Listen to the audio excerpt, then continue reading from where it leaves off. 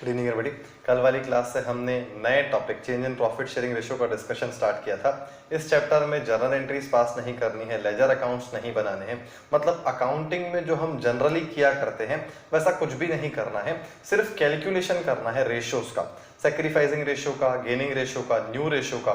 Old ratio का calculation कभी नहीं करना पड़ेगा, ओल्ड रेशियो हमेशा क्वेश्चन में ही दिया होगा और क्वेश्चन किसी भी फॉर्म में पूछा जा सकता है। एडमिशन का क्वेश्चन पूछा जा सकता है, रिटायरमेंट का, डेथ का, या फिर सिंपली चेंज इन पीएसआर का। कल वाली क्लास में हमने चेंज इन पीएसआर से ही शुरुआत की थी, मतलब कि कोई पार्टनर छोड़ के नहीं जा रहा है, कोई पार्टनर नया नहीं आ रहा है, तो ऐसे केस में अगर वो अपना प्रॉफिट शेयरिंग रेशियो चेंज करते हैं तो किसने कितना गेन किया और किसने कितना सेक्रीफाइस किया ये कैलकुलेट कैसे करते हैं वो हमने कल वाली क्लास में देखा। आज उसी डिस्कशन को आगे बढ़ाएंगे। एक सिंपल से एग्जांपल से फिर मैं आपको बात समझाऊंगा कि गेनिंग रेशियो, सैक्रिफाइसिंग रेशियो की हेल्प से हम न्यू रेशियो कैसे निकालेंगे। लेकिन देखिए यहाँ पे खेल पूरा लैंग्वेज का है। अगर आपने लैंग्वेज को अच्छे से नहीं पढ़ा तो हो सकता है आप कुछ और समझे और करना हो कुछ और, तो ऐसे केस में आपके नंबर कट जाएंगे क्योंकि आप सही सॉल्यूशन कर ही नहीं पाएंगे। तो हमेशा हमको ऐसे क्वेश्चंस में, प्रॉफिट शेयरिंग रेशियो के कैलकुलेशन वाले क्वेश्चंस में सबसे ज्यादा फोकस करना चाहिए लैंग्वेज पे कि एग्जैक्टली क्या लिखा हुआ है। तो एक एग्जांपल से मैं ये बात समझाने की कोशिश करता हूं। सपोज 3 पार्टनर्स हैं ए बी सी, जिनका ओल्ड रेशियो है 3:3:4, 3:3:4 के वो पार्टनर्स हैं। और फिर लिखा हुआ है, यहां लैंग्वेज ही लिख देता हूं मैं, A sacrificed 1/5 of his share in the favor of C, and B sacrificed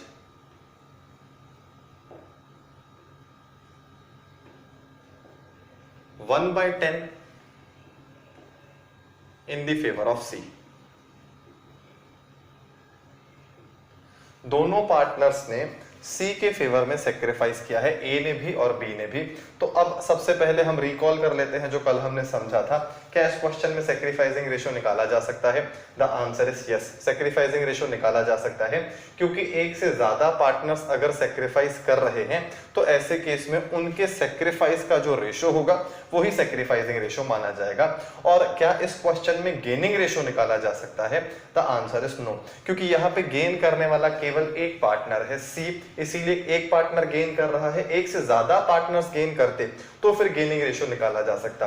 अब देखिए यहां पे हमको क्वेश्चन में निकालना क्या है, calculate sacrificing ratio and new ratio. 4 ही तो कुल मिला के रेशियोज होते हैं, old ratio, gaining ratio, sacrificing ratio और न्यू रेशियो, जिसमें से गेनिंग रेशियो इस क्वेश्चन में है नहीं, ओल्ड रेशियो ऑलरेडी क्वेश्चन में गिवन है, तो बचते हैं 2 रेशियोज और वो दोनों हमको कैलकुलेट करने हैं। अब सबसे पहली बात, जो कल हमने फॉर्मूला देखा था वो था old ratio minus new ratio.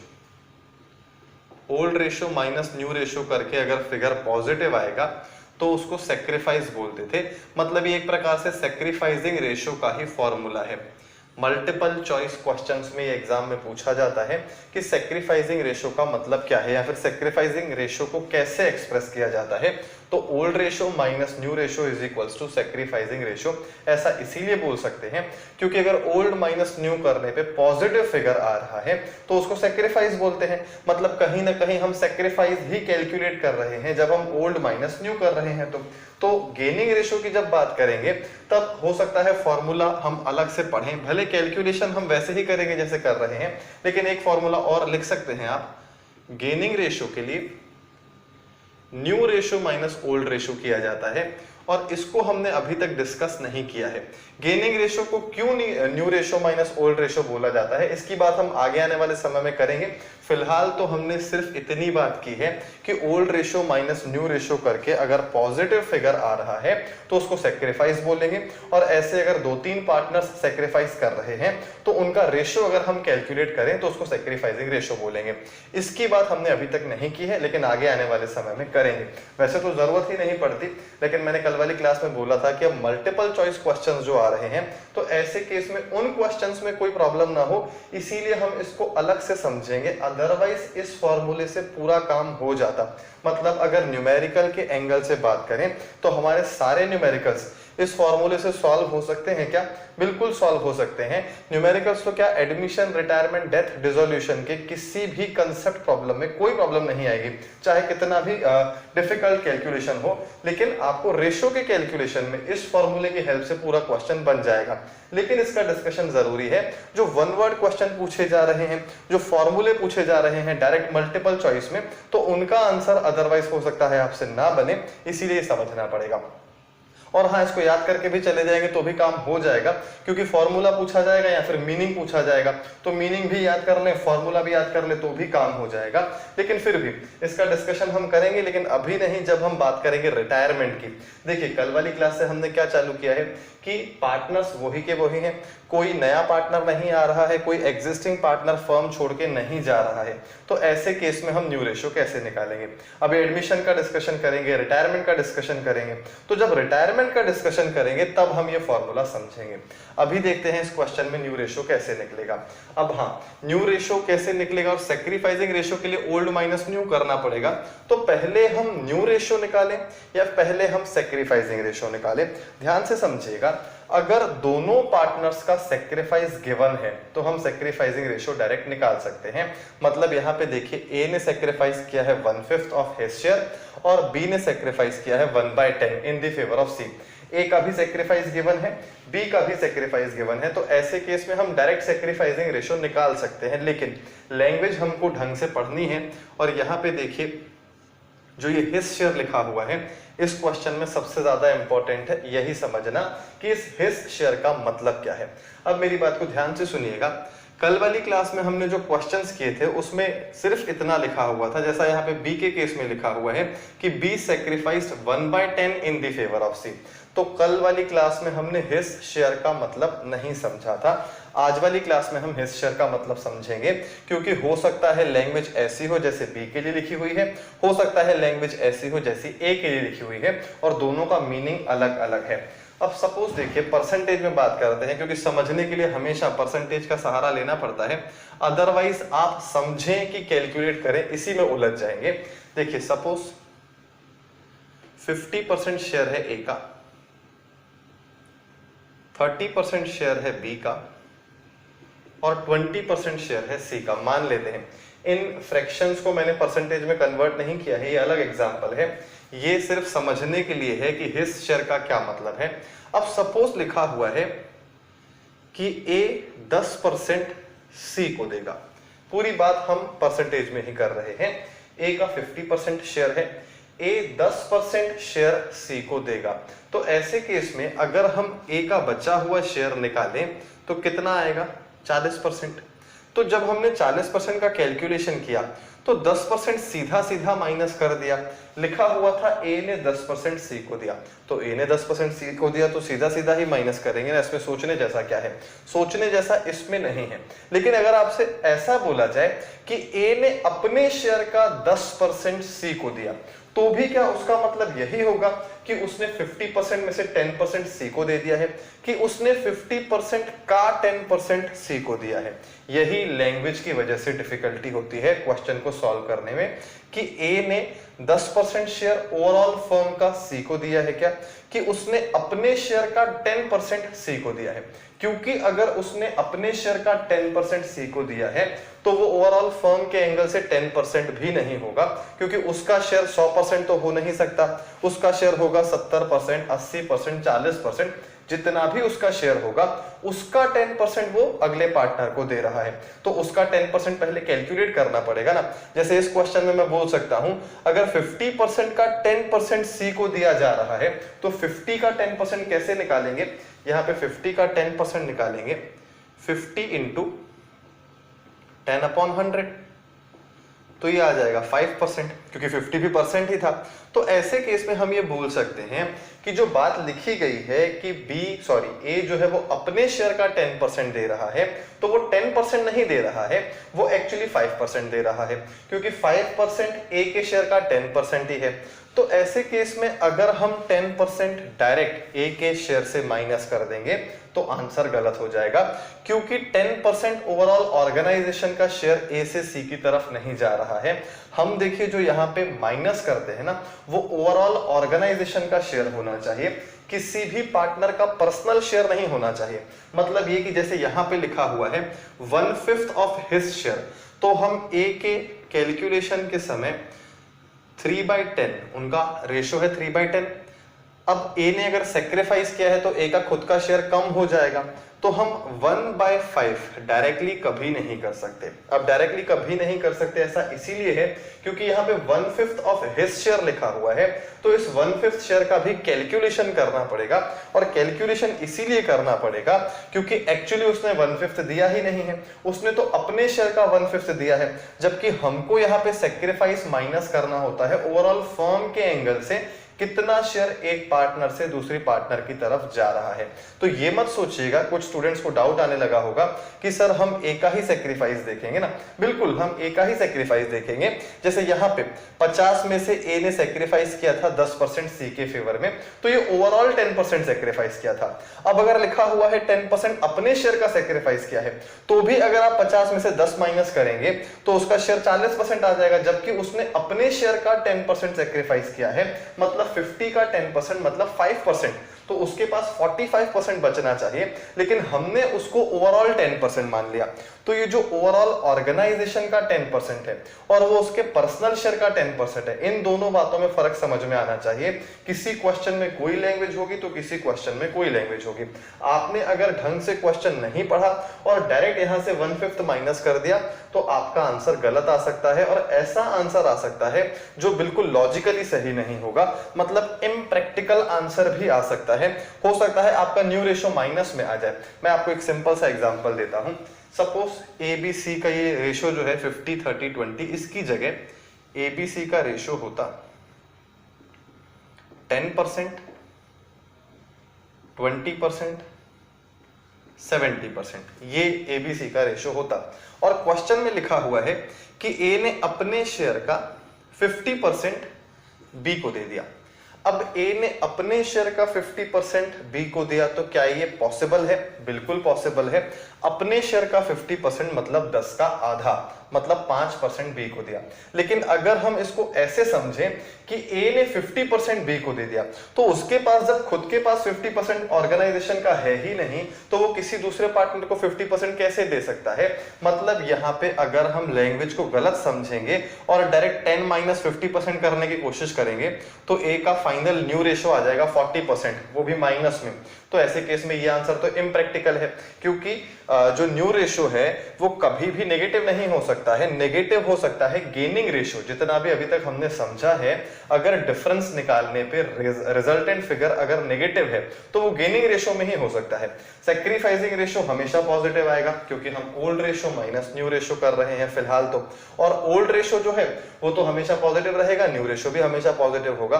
Old ratio का टोटल 1 होगा, न्यू रेशो का भी टोटल 1 होगा। ये छोटी छोटी बातें हैं जो हमको ध्यान रखनी है। तो ऐसे केस में अगर हम डायरेक्ट 40% माइनस करें तो रिजल्टेंट फिगर किस तरह से गड़बड़ हो सकता है, ये आपको बात समझ में आनी चाहिए। और हमको एक्चुअली करना क्या चाहिए वो भी बात समझ में आनी चाहिए। अब देखिए यहाँ पे जैसे लिखा हुआ है, ए ने सेक्रीफाइस किया है 1/5 ऑफ हिज शेयर, अपने शेयर का 1/5। तो क्या यहाँ पे हिज शेयर लिखा हुआ है क्या? द आंसर इज यस, यहाँ हिज शेयर लिखा हुआ है। तो क्या डायरेक्ट 1/5 माइनस किया जा सकता है? नहीं किया जा सकता है। तो फिर क्या करना पड़ेगा? जिस तरह से हमने 50 का 10% निकाला था 5%, जिस तरह से हमने 10% का लिखा हुआ है 50% बी को दिया, तो हमने 10% का 50% कैलकुलेट किया 50/100, तो ये आ गया 5%। वैसे ही हमको यहां पे 3/10 ए के शेयर का 1/5 कैलकुलेट करना पड़ेगा।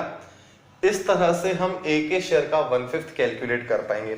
जब हम ए के शेयर का 1/5 कैलकुलेट कर लेंगे तो उसका मतलब ये होगा कि ओवरऑल ऑर्गेनाइजेशनल शेयर के हिसाब से ए ने सी को कितना दिया है, और वही शेयर जो है वो माइनस करना है हमको ए के ओल्ड रेशो में से। 1/5 माइनस नहीं करना है। अब देखिए यहाँ पे बी की बात करते हैं। बी के लिए लिखा हुआ है बी ने सी को 1/10 दिया है।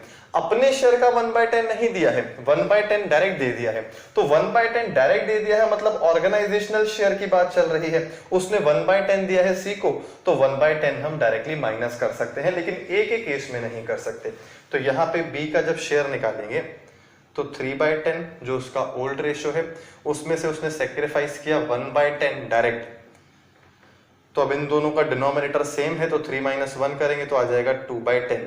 और 2/10 को सिंप्लीफाई करने की गलती हम नहीं करेंगे, क्योंकि हमको सिंप्लीफाई तब तक नहीं करना है जब तक हम सारे पार्टनर्स का रेशो कैलकुलेट नहीं कर लेते। अब देखिए इसको सॉल्व करते हैं। 3/10 का 1/5 ये आ जाएगा 3/50। अब ये 3/50 क्या है? 3/50 एक्चुअली ए ने सी को दिया है, ए का सेक्रीफाइस 3/50 है। मतलब ये है कि अगर मुझे सेक्रीफाइसिंग रेशो भी निकालना पड़ा तो ए का सेक्रीफाइस 1/5 है ही नहीं, बी का सेक्रीफाइस 1/10 है जो डायरेक्टली क्वेश्चन में दिख रहा है, लेकिन ए का सेक्रीफाइस 1/5 नहीं है क्योंकि उसने अपने शेयर का 1/5 सेक्रीफाइस किया है। जैसे यहां पे मैं बोलूं कि ए ने 50% अपने शेयर का बी को दिया था, तो ए का सेक्रीफाइस आप क्या बोलेंगे? 50% बोल सकते हैं क्या? 50% बोल ही नहीं सकते, क्योंकि 50% तो उसका खुद का शेयर ही नहीं है, वो खुद 10% का मालिक है, वो किसी को भी 50% कैसे दे सकता है? तो यहाँ पे अगर हम ए का सेक्रीफाइस देखेंगे तो हम यही बोलेंगे ना कि ए ने 5% सेक्रीफाइस किया है। 10% का 50% मतलब कि 5%, आधा। तो ये 5% एक्चुअली सेक्रीफाइस है। सेक्रीफाइस का मीनिंग होता है ऑर्गेनाइजेशन के एंगल से एक पार्टनर ने दूसरे पार्टनर को कितना दिया है। तो यहाँ पे जो 1/5 लिखा हुआ था वो ऑर्गेनाइजेशन के हिसाब से तो है ही नहीं, वो तो उसने अपने शेयर का 1/5 दे दिया है सी को। तो इस 1/5 को जो कि उसके शेयर के हिसाब से बोला जा रहा है, इसको पहले कन्वर्ट करेंगे ऑर्गेनाइजेशनल शेयर के एंगल से, तब बोलेंगे कि हाँ ये सेक्रीफाइस है। जैसे यहाँ पे हमने निकाल लिया 3/50। अब ये मत सोचिएगा कि कहीं माइनस कर रहे हैं, कहीं प्लस कर रहे हैं, कहीं मल्टीप्लाई कर रहे हैं। तो देखिए कभी भी किसी भी चीज का परसेंटेज निकालने के लिए हमने हमेशा मल्टीप्लाई ही किया है ना। यहाँ पे भी तो जब हम 100% का 50% का 10% निकाल रहे थे, यहाँ पे 10 का 50% निकाल रहे थे, तो हम क्या कर रहे थे? मल्टीप्लाई ही कर रहे थे ना। तो किसी भी शेयर का अगर हमको परसेंटेज निकालना है या फिर 1/5 निकालना है तो हमको मल्टीप्लाई ही करना पड़ेगा। बाकी न्यू रेशो निकालने के लिए हमको यहाँ पे डिफरेंस निकालना पड़ेगा। तो अब यहाँ पे ए का न्यू रेशो निकालने के लिए हम 3/10 में से 3/50 माइनस करेंगे। अब इसको सॉल्व करते हैं, डिनोमिनेटर सेम नहीं है, यहाँ पे 50 ले लेंगे, 10 5 5 3 15 माइनस 53 12/50। 12/50 ए का बचा हुआ शेयर है। बचा हुआ शेयर मतलब न्यू रेशो। तो ये बेसिकली बात आपको समझ में आनी चाहिए। ओल्ड रेशो मतलब इनका जो रेशो पहले था, न्यू रेशो मतलब आगे इनका क्या रेशो चलेगा। मतलब जिस किसी ने भी सेक्रीफाइस किया है उसका सेक्रीफाइस के बाद कितना शेयर बचा, और जिस किसी ने भी गेन किया है उसका गेन के बाद कितना शेयर हो गया। तो ऐसे केस में ए ने सेक्रीफाइस किया, सेक्रीफाइस करने से उसका शेयर कम हो गया। अच्छा 3/10 12/50 से बड़ा है, ये बात समझ में आनी चाहिए, क्योंकि 3/10 में से 3/50 माइनस किया हमने, तब जाके ये 12/50 आया है। मतलब कि 12/50 उसका शेयर जो है वो कम हो गया है। 12/50 को कंपेयर करेंगे 3/10 से तो 12/50 कम है। अब बी की बात करते हैं। बी का पहले 3/10 था, अब 2/10 है। अब सी का शेयर कैसे निकालेंगे? सी का पहले शेयर था 4/10। दो लोगों ने सेक्रीफाइस किया है, जिन लोगों ने जितना सेक्रीफाइस किया है उनका उतना सेक्रीफाइस हम इस पार्टनर में ऐड कर देंगे, क्योंकि इसी ने केवल गेन किया है। तो 3/50 भी ऐड करेंगे और 1/10 भी ऐड करेंगे। तो यहां भी जब हम ऐड कर रहे हैं तो 1/5 ऐड नहीं करेंगे, 1/5 ऐड नहीं करेंगे। मतलब कुल मिला के देखिए, अगर सेक्रीफाइस और गेन की बात की जाए तो जो सेक्रीफाइस करते समय माइनस करेंगे फ्रैक्शन, वही यहां पे भी प्लस किया जाएगा। ऐसा नहीं कर सकते हैं कि यहां पे कुछ और माइनस कर रहे हैं फिर नीचे कुछ और प्लस कर रहे हैं। जो माइनस करेंगे सेक्रीफाइस माइनस करते समय, वही हमको ऐड करना है at the time of new ratio of new partner. मतलब सी के कैलकुलेशन के समय जो फिगर हम ऐड करेंगे, जो फ्रैक्शन हम ऐड करेंगे, वो वही होगा जो यहां से माइनस हुआ होगा। 3/50 यहां ऐड किया, 3/50 1/10 माइनस किया था, 1/10 ऐड कर दिया। अब 50 आ गया, देन 10 5 4 जा 20 प्लस 3 प्लस 5 ये हो गया 28/50। अब देखिए हमारे पास ए का रेशो है 12/50, डिनोमिनेटर 50 है, बी का शेयर है 2/10, डिनोमिनेटर 10 है, सी का शेयर है 28/50, डिनोमिनेटर 50 है। अब सोचने वाली बात यहाँ पे ये है कि क्या हम इनको और सिंप्लीफाई करें या फिर हम इनका डिनोमिनेटर कैसे सेम करें, सिंप्लीफाई करके करें या फिर इसको 50 में कन्वर्ट करें। सबसे पहले मेरी बात को समझिएगा, क्या इन सबको सिंप्लीफाई किया जा सकता है? क्या ए को सिंप्लीफाई किया जा सकता है, बी को किया जा सकता है, सी को किया जा सकता है? तो कर देते हैं।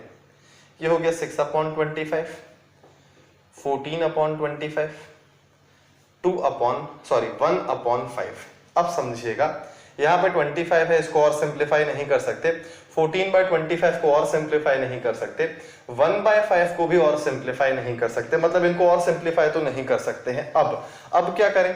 अब अगर इनको और सिंप्लीफाई नहीं कर सकते हैं तो इनका डिनोमिनेटर सेम करने के लिए 25 दो जगह तो आ गया है, बी का भी डिनोमिनेटर 25 करना पड़ेगा, इसीलिए मल्टीप्लाई कर देते हैं 5। तो ये आ जाएगा 5/25। तो कुल मिला के फाइनली न्यू रेशियो ये आ गया 6:5:14, 6:5:14। और इनका टोटल करेंगे 6 और 14 20 और 5 25 और डिनोमिनेटर में है 25। 25/25 इज इक्वल्स टू 1। तो मेरे ख्याल से आपको समझ में आ रहा होगा कि किस तरह से न्यू रेशियो कैलकुलेट किया जाएगा अगर लिखा हुआ है सेक्रीफाइस्ड 1/5 ऑफ हिज शेयर। अब देखिए यहाँ पे न्यू रेशियो हमने निकाल लिया और सेक्रीफाइसिंग रेशियो तो डायरेक्टली निकाला जा सकता था। अब देख ओल्ड रेशियो और न्यू रेशियो भी है, हम चाहे तो इन दोनों का डिफरेंस निकाल के ओल्ड माइनस न्यू करके भी सेक्रीफाइसिंग रेशियो निकाल सकते हैं, लेकिन सेक्रीफाइस जब दोनों का गिवन है तो ऐसे केस में डायरेक्ट निकाल लेते हैं। ए ने कितना सेक्रीफाइस किया? 3/50। 1/5 सेक्रीफाइस नहीं किया है, 3/50 सेक्रीफाइस किया है। बी ने कितना सेक्रीफाइस किया है? बी ने तो 1/10 सेक्रीफाइस किया है, डायरेक्ट लिखा हुआ है। तो क्या 3:1 सेक्रीफाइसिंग रेशियो हुआ? क्या नहीं हुआ, क्योंकि डिनोमिनेटर सेम होना चाहिए। इसका डिनोमिनेटर 50 कर देते हैं तो आ जाएगा 5/50। 3/50 ए का सेक्रीफाइस, 5/50 बी का सेक्रीफाइस, सेक्रीफाइसिंग रेशियो हो गया 3:5। अब इनका डिनोमिनेटर एक्चुअली 50 है। मैंने ये भी बताया था कि कभी भी सेक्रीफाइसिंग रेशियो का टोटल करेंगे तो 1 नहीं आ सकता है, क्योंकि पूरे ऑर्गेनाइजेशन का टोटल शेयर तो सेक्रीफाइस किया नहीं जा रहा है।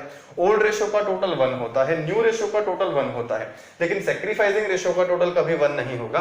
3/50 है और 5/50 है। तो मेरे ख्याल से एग्जाम्पल आपको समझ में आ रहा होगा, इसको क्विकली नोट कर लीजिए, फिर आगे की बात करते हैं। चलिए अब आते हैं सेकंड एग्जांपल पे। लिखा हुआ है suppose x, y and z तीन पार्टनर्स है जिनका ओल्ड प्रॉफिट शेयरिंग रेशियो है 5:1:4। 5:1:4 इनका ओल्ड प्रॉफिट शेयरिंग रेशियो है। अब देखिए क्वेश्चन भले ही हम चेंज इन पीएसआर का डिस्कस कर रहे हैं, लेकिन लैंग्वेजेस तो वैसे ही रहेंगी। एडमिशन का क्वेश्चन हो, चाहे रिटायरमेंट का हो, चाहे डेथ का हो, चाहे चेंज इन पीएसआर का हो, तो ऐसे केस में लैंग्वेजेस अगर वैसी ही रहने वाली हैं तो हम अलग अलग टाइप की कैसी लैंग्वेजेस एग्जाम में पूछी जाती हैं उनका डिस्कशन कर लेते हैं। फिर जब हम एडमिशन पे आएंगे तो एडमिशन की वजह से क्वेश्चन में क्या चेंज होगा सिर्फ उसका डिस्कशन करेंगे, तो इजीली ये चैप्टर हम समझ पाएंगे और कंप्लीट भी कर पाएंगे। अब देखिए y के लिए लिखा हुआ है y want his share to be 1/4। y want his share to be 1/4 मतलब उसको ऑर्गेनाइजेशन का 1/4 शेयर चाहिए, मतलब ये कि अभी उसके पास 1/4 शेयर नहीं है। फिर लिखा हुआ है z sacrificed, Z sacrificed 1/10 in the favor of Y। और थर्ड पॉइंट लिखा हुआ है Y acquired remaining share, Y acquired remaining share from X। अब देखिए क्वेश्चन में तीन अलग अलग पॉइंट्स गिवन हैं, इन तीनों को एनालाइज करना है और फिर हमको न्यू रेशियो और सेक्रीफाइसिंग रेशियो दोनों निकालने हैं। यहां पे लिख लेते हैं कैलकुलेट न्यू रेशियो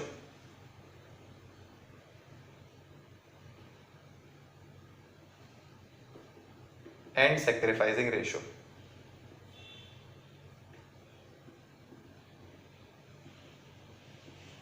अब देखिए यहाँ पे सेक्रीफाइसिंग रेशियो पॉसिबल है क्या? बिल्कुल पॉसिबल है। x जो है वो सेक्रीफाइस कर रहा है, z भी सेक्रीफाइस कर रहा है, y केवल गेन कर रहा है। ये कैसे पता चल रहा है कि x और z दोनों सेक्रीफाइस कर रहे हैं?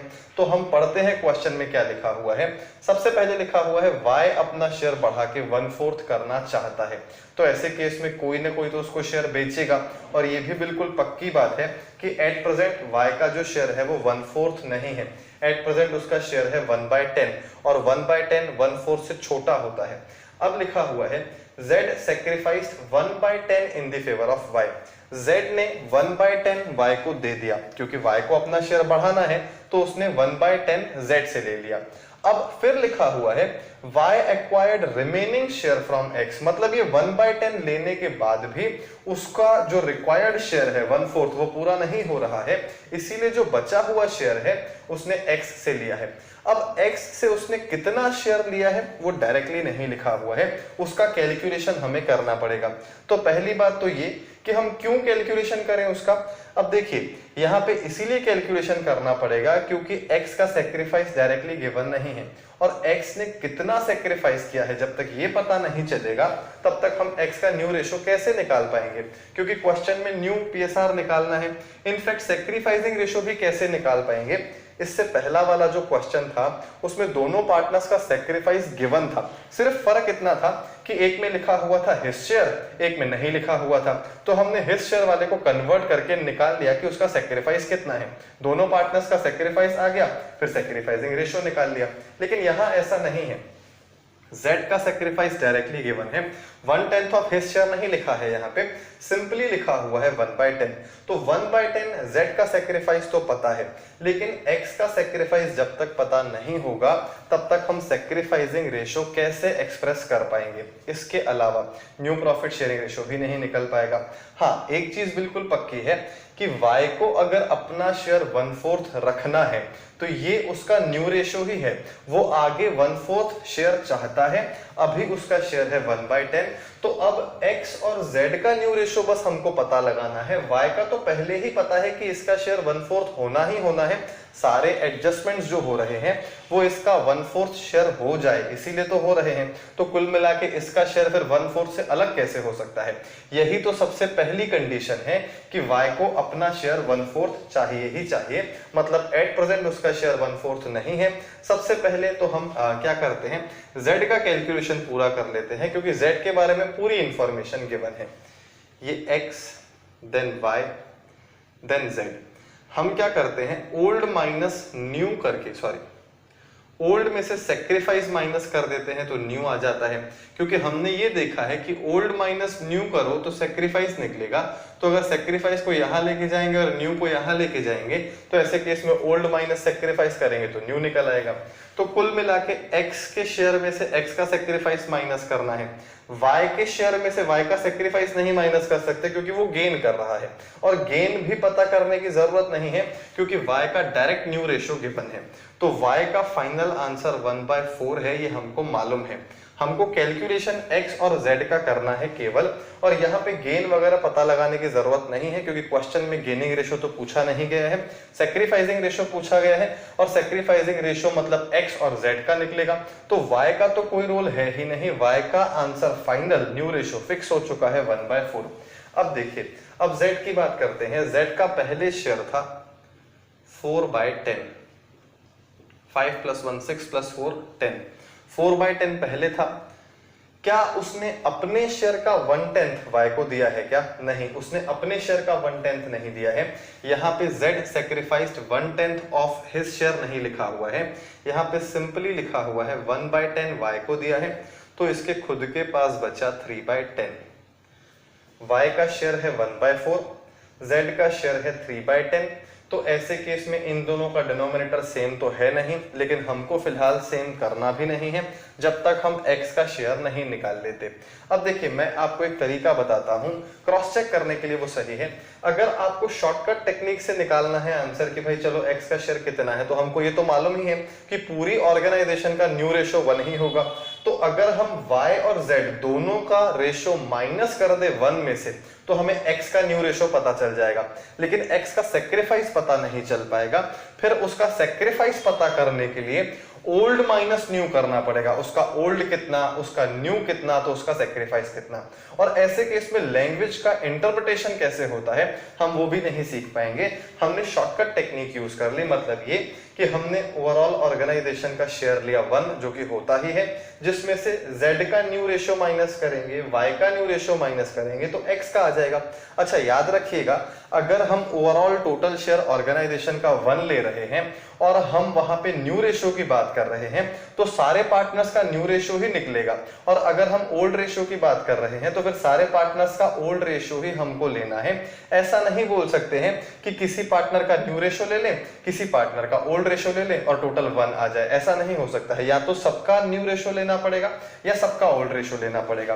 तो यहाँ पे एक तरीका ये है कि 1 minus 1/4 minus 3/10 is equals to X share. X का शेयर न्यू रेशियो डायरेक्ट निकल के आ जाएगा, पर वैसा हम नहीं करेंगे। तो हम कैसे करेंगे, हम लैंग्वेज को समझना चाहते हैं कि आखिर क्या बोला जा रहा है, क्योंकि हर बार सिचुएशन ऐसी नहीं होगी। अगर हो सकता है 4 पार्टनर्स होते तो फिर हम क्या करते, x और सपोज z के अलावा a भी होता तो फिर ऐसे केस में प्रॉब्लम हो सकती थी।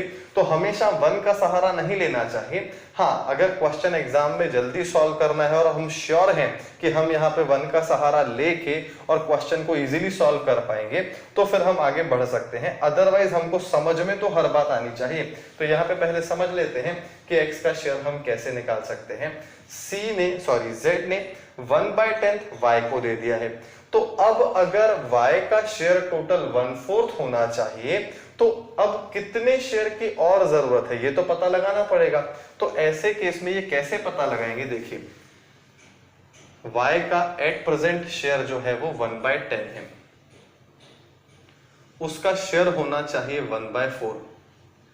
1/10 से 1/4 करने के लिए z ने 1/10 ऑलरेडी दे दिया है y को, ये उसका खुद का 1/10 है, ये z से मिला 1/10। तो कुल मिला के हम ये बोल सकते हैं कि y के पास 1/10 था, 1/10 और आ गया, तो इन दोनों का टोटल करेंगे तो 2/10 हो जाएगा। अब 2/10 से 1/4 करने के लिए जो रिक्वायरमेंट है वो x पूरी करेगा। तो ये कैसे पता चलेगा, इन दोनों का डिफरेंस निकालना पड़ेगा। अब लोग कंफ्यूज हो जाते हैं कि अब इन दोनों का डिफरेंस निकालना पड़ेगा तो 2/10 माइनस 1/4 कि 1/4 माइनस 2/10। तो ऐसे केस में फॉर्मूले की जरूरत नहीं है, हमें दिमाग लगाने की जरूरत है कि इन दोनों में से बड़ा शेयर कौन सा है। 2/10 को 1/4 तक पहुंचाना है कि 1/4 को 2/10 तक पहुंचाना है। 1/4 हमारा अल्टीमेट ऑब्जेक्टिव है। y का शेयर फ्रीज हो चुका है 1/4 और 2/10 तक y ने जब z से लिया शेयर तो उसका शेयर 2/10 तक पहुंच पाया है, मतलब अभी भी 1/4 दूर है। तो ऐसे केस में ये पक्की बात है ना कि 1/4 बड़ा है, तो हमको बड़े में से छोटा फ्रैक्शन माइनस करना पड़ेगा, तभी तो पता चलेगा कि बाकी जो बचा हुआ शेयर है जो उसको x से लेना है वो कितना है। तो यहाँ पे y को अगर 1/4 चाहिए और वो 2/10 तक पहुंच गया है तो 1/4 माइनस 2/10 कर दिया तो ये आ गया 25 माइनस 4 1/20। अब ये 1/20 क्या है, ये 1/20 है जो शेयर उसे x से लेना है, मतलब ये x का सेक्रीफाइस है। मेरे ख्याल से आपको बात समझ में आ रही होगी। देखिए सिंपल सा फंडा है, जो शेयर x सेक्रीफाइस करेगा, जो शेयर z सेक्रीफाइस करेगा, वही शेयर y गेन करेगा। तो ऐसे केस में अगर हमको y का शेयर 1/4 चाहिए तो 1/4 चाहिए तो 1/10 तो हमने ऐड कर दिया, पर फिर भी वो 1/4 नहीं हुआ, वो 2/10 हुआ है।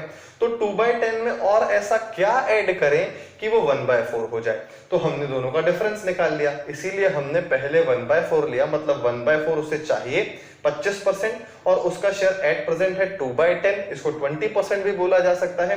तो हमको फाइनली पता चला कि 1/20 और चाहिए हमको, जिसको 5% भी बोला जा सकता है। मतलब 25% उसे टोटल शेयर चाहिए, 20% एट प्रेजेंट उसको मिल चुका है z से मिला के जो मिला है, और अब बचा हुआ है x से लेना, तो x से 5% लेना पड़ेगा। खैर परसेंटेज में बात नहीं करते हैं, हमको तो फ्रैक्शन में कहानी समझ में आनी चाहिए। ये हमने जो निकाला है ये x का सेक्रीफाइस है, जो क्वेश्चन में डायरेक्टली गिवन नहीं था। ये जो थर्ड पॉइंट लिखा हुआ है कि y acquired remaining share from x, तो ये रिमेनिंग शेयर जो हमने निकाला है वो है 1/20। रिमेनिंग शेयर निकालने में ही टाइम लगा, या फिर टाइम क्या लगा, ये थोड़ा सा अलग था। जिस पैटर्न में हम क्वेश्चन सॉल्व कर रहे थे ये उनसे थोड़ा सा डिफरेंट था, इसीलिए आपको हो सकता है समझ में ना आए, या फिर ऐसा लगे कि हम कितनी सारी बातें एक साथ पढ़ते जा रहे हैं, जबकि ऐसा नहीं है।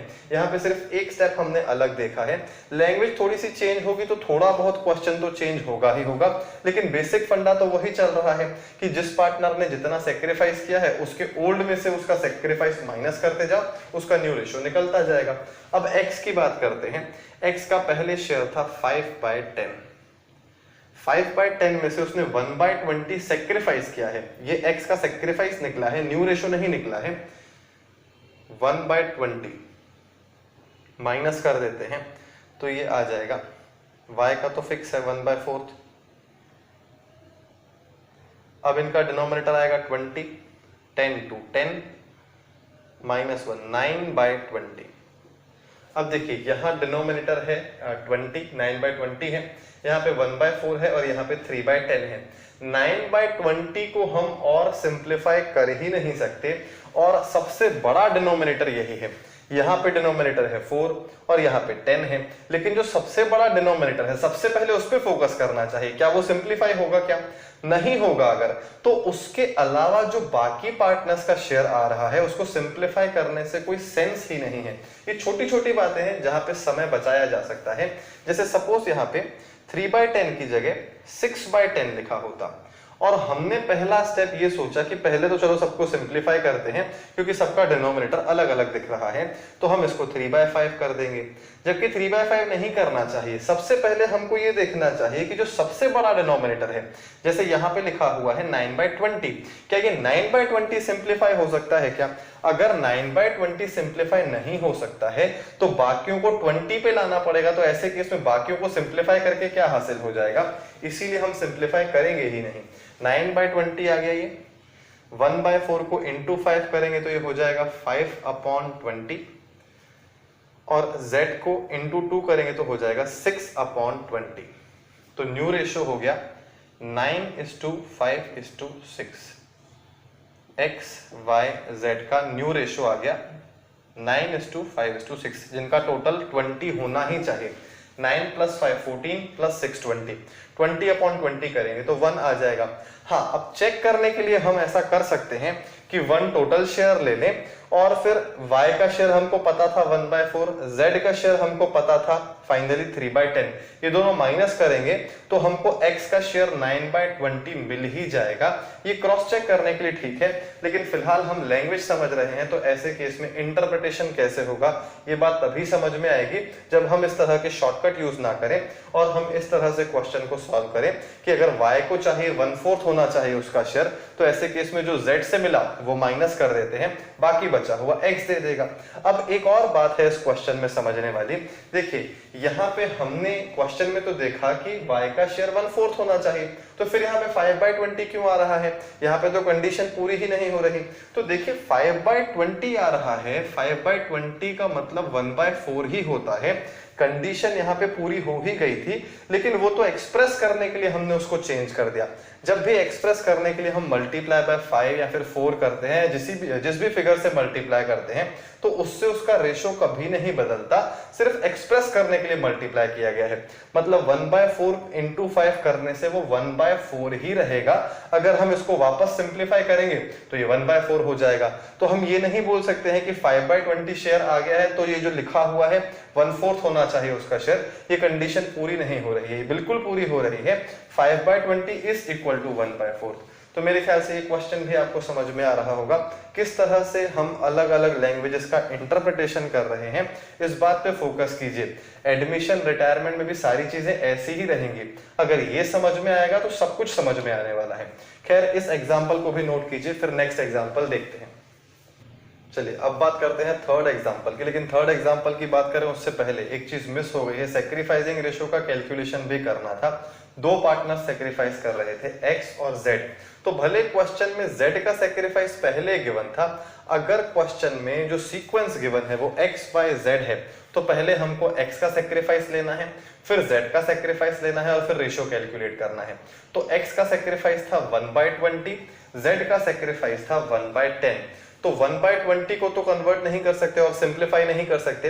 1/10 जो z का सेक्रीफाइस है उसको डबल कर देते हैं, वो हो जाएगा 2/20, मतलब x का 1/20, z का 2/20, तो सेक्रीफाइसिंग रेशियो हो गया 1:2। आप अपनी कॉपी में नोट कर सकते हैं, मैं यहाँ पे कैलकुलेशन नहीं करने वाला हूँ क्योंकि ऑलरेडी हमने सब देख लिया है।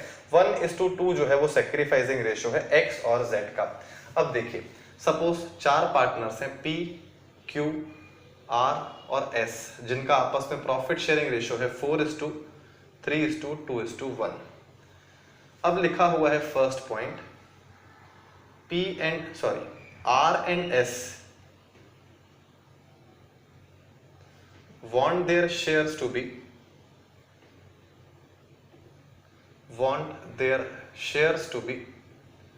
25% each। अब भले फ्रैक्शन में हम बात कर रहे हैं लेकिन यहाँ पे परसेंटेज गिवन है और हमको ध्यान रखना है कि परसेंटेज को भी हमको फ्रैक्शन में कन्वर्ट करना पड़ेगा क्योंकि हमको फ्रैक्शन में ही क्वेश्चन सॉल्व करना है और बहुत इजी है परसेंटेज को फ्रैक्शन में कन्वर्ट करना। 25/100 कर देंगे, उसको सिंप्लीफाई कर देंगे। अब आगे लिखा हुआ है S acquired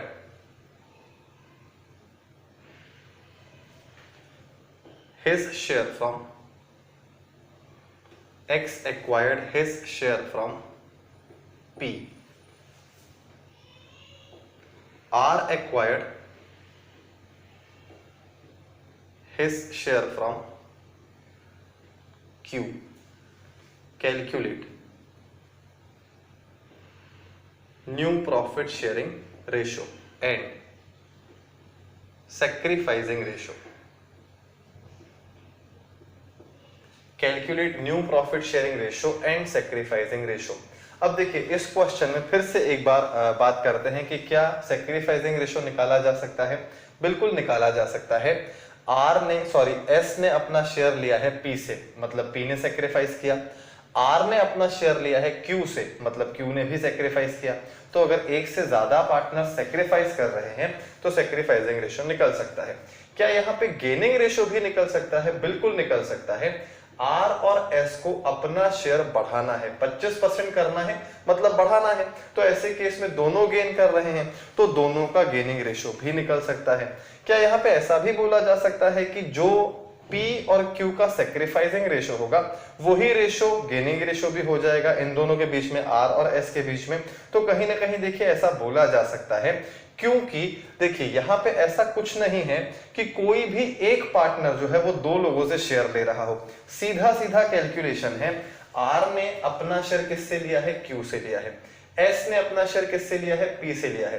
तो ऐसे केस में ये दो जो सेक्रीफाइस करेंगे वो ही ये दोनों गेन करेंगे, ना तो किसी ने दूसरे दो पार्टनर से, मतलब अगर R ने शेयर Q से लिया है तो Q ने किसी और को शेयर नहीं दिया, S ने P से लिया है तो P ने भी किसी और को नहीं दिया है। तो ऐसे केस में कैलकुलेशन बिल्कुल सिंपल है, दोनों का हिसाब जो है वो बिल्कुल अलग अलग है, इंडिपेंडेंट है। एक ने एक पार्टनर को दिया है, दूसरे ने दूसरे पार्टनर को दिया है, तो ऐसे केस में गेनिंग सेक्रीफाइस बिल्कुल दिखेगा इक्वल। अब गेनिंग सेक्रीफाइस तो हमेशा, गेन और सेक्रीफाइस तो वैसे भी इक्वल होता है, यहाँ पे मैं रेशियो की बात कर रहा हूँ। खैर पहले कैलकुलेशन कर लेते हैं, फिर ये सारी बातें आपको समझ में आएंगी। देखिए सबसे पहले न्यू रेशियो हमको निकालना है, तो न्यू रेशियो के लिए दो पार्टनर्स का न्यू रेशियो तो फिक्स हो गया, P, Q, R और S, जिसमें से लिखा हुआ है कि R और S को अपना शेयर 25% रखना है। 25% रखना है तो पहले इसको फ्रैक्शन में कन्वर्ट कर लेते हैं। 25/100, जिसको 1/4 भी बोल सकते हैं, मतलब कि कितना भी कैलकुलेशन कर लें R का फाइनल आंसर 1/4 ही आएगा, S का फाइनल आंसर 1/4 ही आएगा। इन दोनों का 1/4 न्यू रेशियो फिक्स हो चुका है, हमको सिर्फ P और Q का न्यू रेशियो चाहिए। तो ऐसे केस में हम जब तक सेक्रीफाइस नहीं निकालेंगे तब तक न्यू रेशियो कैसे निकाल पाएंगे? ध्यान से समझे सेक्रीफाइस कैसे निकालना है। सबसे पहले S की बात करते हैं। S acquired his share from P, मतलब S ने अपना शेयर P से लिया है, तो इन दोनों का डिफरेंस निकाल ले। क्या इन दोनों का डिफरेंस नहीं निकालना है, सबसे पहले बात करनी है S की। S का न्यू रेशियो 1/4 हो चुका है, मतलब उसको 1/4 चाहिए, लेकिन एट प्रेजेंट उसके पास कितना शेयर है? 1/10। तो मतलब 1/10 को बढ़ा के 1/4 किया जा सकता है, तो इसीलिए 1/4 में से हम 1/10 माइनस करेंगे तो कितना शेयर एस को चाहिए वो निकल आएगा, मतलब वही शेयर पी का सेक्रीफाइस बन जाएगा। डिफरेंस निकाल लेते हैं, 25 माइनस 2, 3/20। ये 3/20 जो है ये पी का सेक्रीफाइस है। मेरी बात को ध्यान से समझिए, ये इस तरह की बात है, आप परसेंटेज में समझेंगे तो अच्छे से बात समझ में आएगी। 25% उसका शेयर होना चाहिए, एट प्रेजेंट 1/10 है, मतलब 10% है। अब 10% से 25% तक जाने के लिए 15% की जरूरत है, तो 15% कैसे निकाला? 25% जो एस का नया शेयर है माइनस कर दिया उसका ओल्ड शेयर, तो पता चल गया कि उसको कितना गेन करना है। और यही रीजन है कि गेनिंग रेशो का फॉर्मूला उल्टा है। देखिए हम क्या कर रहे हैं, यहाँ पे ओल्ड रेशो में से सेक्रीफाइसिंग रेशो माइनस कर रहे हैं, तब न्यू रेशो आ रहा है। मतलब कि न्यू रेशो निकालने के लिए ओल्ड माइनस सेक्रीफाइस करना पड़ता है। जबकि यहाँ पे देखिए हम क्या कर रहे हैं, न्यू माइनस ओल्ड। तो यहाँ पे जो निकल के आ रहा है ये एक्चुअली गेन है। ये किसका गेन है? ये एस का गेन है। अगर ये एस का गेन है तो ये पी का सेक्रीफाइस हो गया, पी का न्यू रेशो निकाल पाएंगे। तो ये जो गेन और सेक्रीफाइस है इनका मीनिंग ध्यान से समझने की कोशिश कीजिए।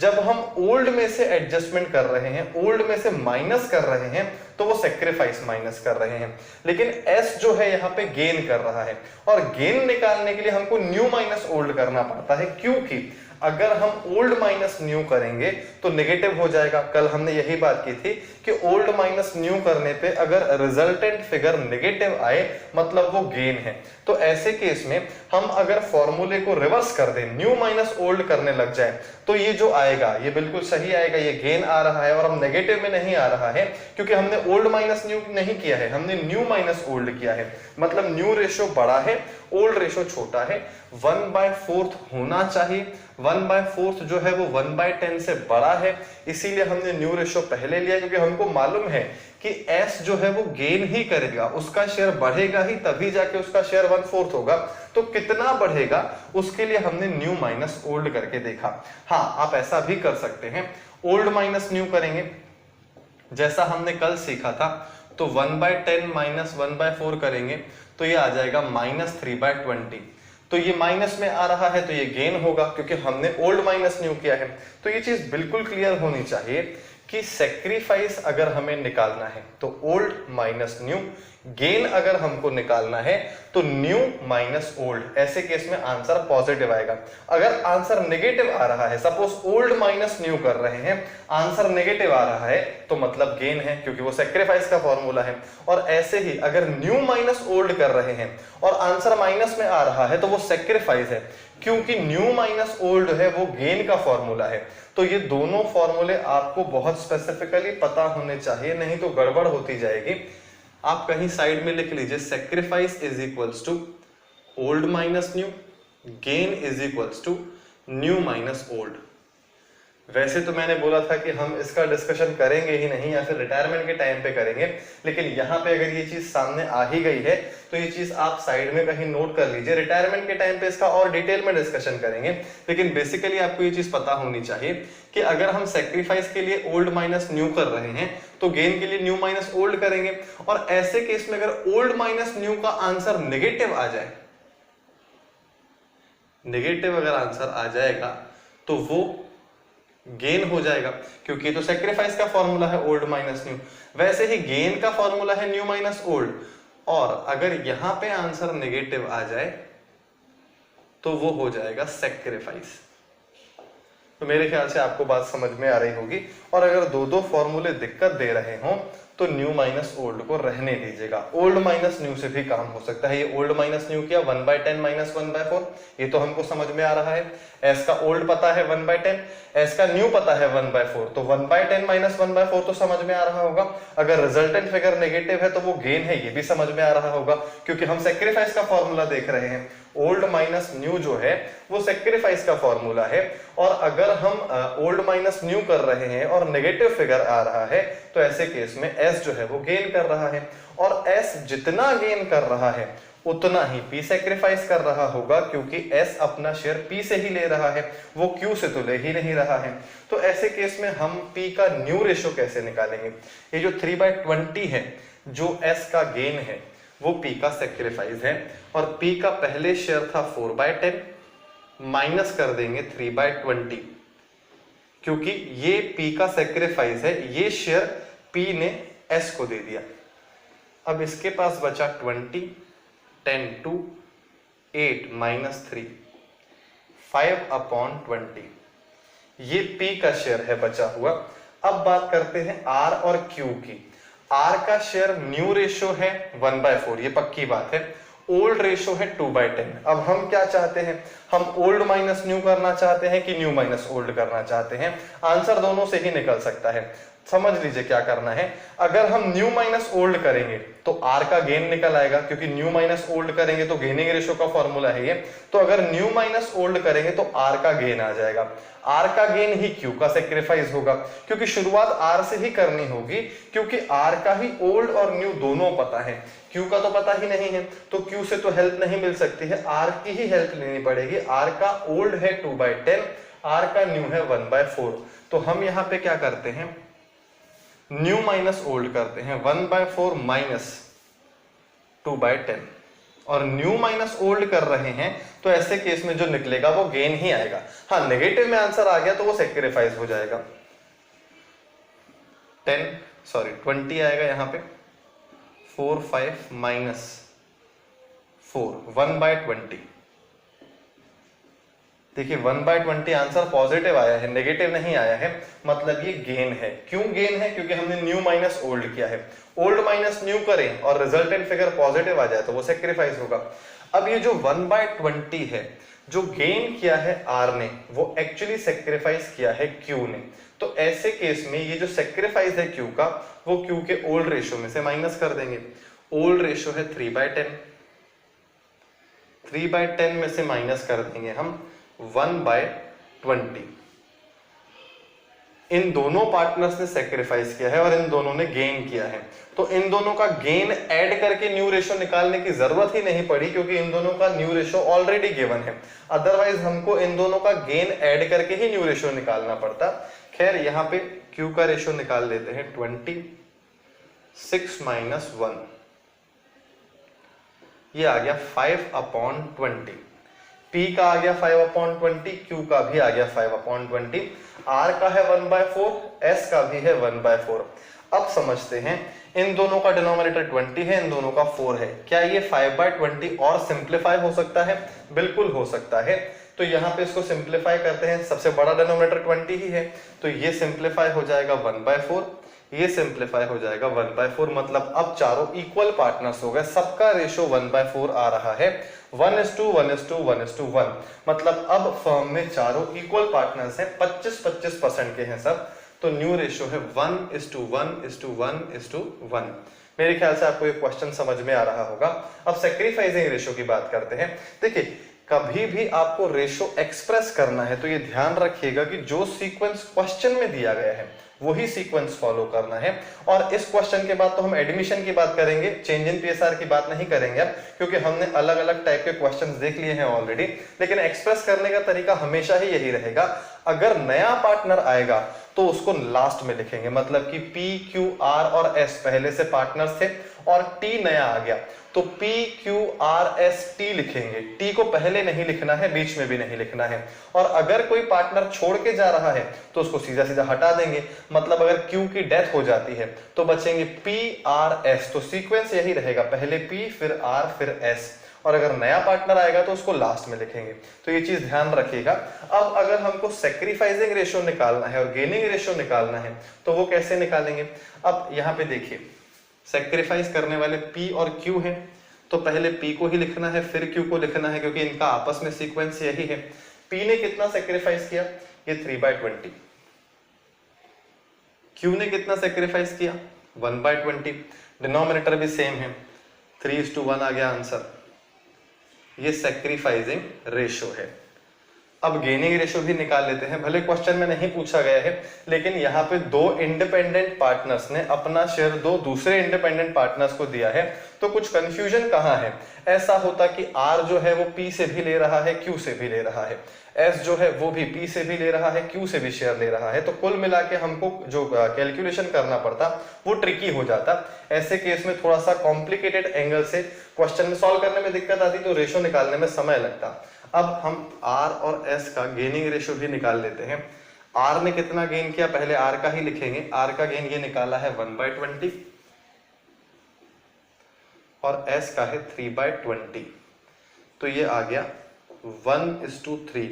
ऐसे ही आंसर लिखना पड़ेगा। मल्टीपल चॉइस क्वेश्चन में यहीं पे तो गलती हो जाती है।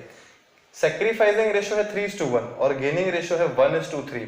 इसको 1:3 नहीं बोल सकते, इसको 3:1 नहीं बोल सकते, फिक्स है बिल्कुल। जिसका नाम पहले है उसका पहले ही बोलना पड़ेगा शेयर। तो यहाँ पे P और Q, पहले P बोलेंगे फिर Q का बोलेंगे, यहाँ पे पहले R और फिर S।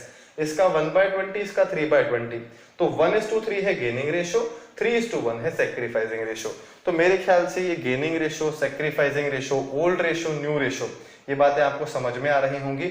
और खास बात जो इस क्वेश्चन में हमने सीख ली है, फाइनली अडॉप्ट कर ली है, कि अगर हमको गेन निकालना है तो न्यू माइनस ओल्ड करेंगे, क्योंकि न्यू बड़ा होगा। अगर गेन है मतलब कि पार्टनर का शेयर बढ़ा है तो न्यू रेशो बड़ा होगा। अगर हमको सेक्रीफाइस निकालना है तो हम ओल्ड माइनस न्यू करेंगे, ताकि हमको कभी भी नेगेटिव फिगर दिखेगा ही नहीं, तो कंफ्यूजन ही नहीं होगा। और अगर हम एक स्टैंडर्ड तरीका चलाना चाहते हैं कि हमको फॉर्मूला दूसरा याद ही नहीं करना है, हमको दूसरा फॉर्मूला देखना ही नहीं है, इसी तरीके से मैं आज तक समझाता आया हूं। देखिए, हमने आज तक कभी भी क्लास में सीखा था तो सिर्फ एक चीज सीखी थी, sacrifice is equals to old minus new. पर मैं यहाँ पे gain is equals to new minus old आपको इसीलिए बता रहा हूं क्योंकि एग्जाम में मैंने बोला ना, मल्टीपल चॉइस क्वेश्चंस आने लग गए हैं। ऐसे केस में अगर आपको फॉर्मूला पूछ लिया गया, what is the meaning of gaining ratio, या फिर gaining ratio is equals to new minus old, old minus new, तो हमने तो ओल्ड माइनस न्यू ही सीखा है और हम गलत टिक करके आ जाएंगे। जबकि न्यूमेरिकल के एंगल से तो आप कैसे भी सॉल्व करो, आपका आंसर फाइनली सही ही आना है, लेकिन सिर्फ बात है मल्टीपल चॉइस क्वेश्चंस की। तो इसीलिए बेहतर यही है कि आप दोनों फॉर्मूले हमने डिस्कस कर लिए हैं क्लास में, तो इनको दिमाग में रखें, रिटेन करें। सेक्रीफाइस निकालने के लिए ओल्ड माइनस न्यू, गेन निकालने के लिए न्यू माइनस ओल्ड। नेगेटिव में कुछ नहीं आएगा ऐसे केस में, और अगर कभी नेगेटिव में आ भी गया तो हमको मालूम ही है कि सेक्रीफाइस का नेगेटिव जो है वो गेन कहलाएगा, और गेन का नेगेटिव आ गया तो वो सेक्रीफाइस कहलाएगा। खैर, इस क्वेश्चन को भी नोट कर लीजिए, फिर आज की क्लास को कंक्लूड करते हैं। अब देखिए, सिर्फ चेंज इन पीएसआर वाले क्वेश्चंस हमने अपनी क्लास में देख लिए हैं। एडमिशन, रिटायरमेंट, डेथ के क्वेश्चंस हमको अभी भी देखने बाकी हैं। तो अब कल वाली क्लास से हम अपना डिस्कशन एडमिशन ऑफ पार्टनर से चालू करेंगे। मतलब कैलकुलेशन तो रेशियोज का ही चलता रहेगा, यही बातें चलती रहेंगी, gaining ratio, sacrificing ratio, old ratio, new ratio. लेकिन अब जितने भी क्वेश्चंस हम लेंगे उसमें पार्टनर का एडमिशन हो रहा होगा। एडमिशन का डिस्कशन हो जाएगा तो फिर रिटायरमेंट और डेथ की बात एक साथ हो जाएगी, क्योंकि इन दोनों में एक चीज कॉमन है, रिटायरमेंट हो या डेथ हो, पार्टनर बाहर जाता है। तो अगर रेशो के एंगल से देखें तो रिटायरमेंट और डेथ बिल्कुल सेम है, कोई फर्क नहीं है दोनों में। तो हम सिंपल सी ये बात बोल सकते हैं कि एडमिशन और रिटायरमेंट के एंगल से देखना बाकी है। बाकी चेंज इन पीएसआर के सिंपल क्वेश्चंस तो हमने देख लिए हैं, जिसमें ना तो कोई नया पार्टनर एडमिट होता है, ना ही कोई एग्जिस्टिंग पार्टनर बाहर जाता है। तो कल वाली क्लास में डिस्कशन कंटिन्यू करते हैं। आज वाली क्लास के लिए इतना ही। Thank you so much.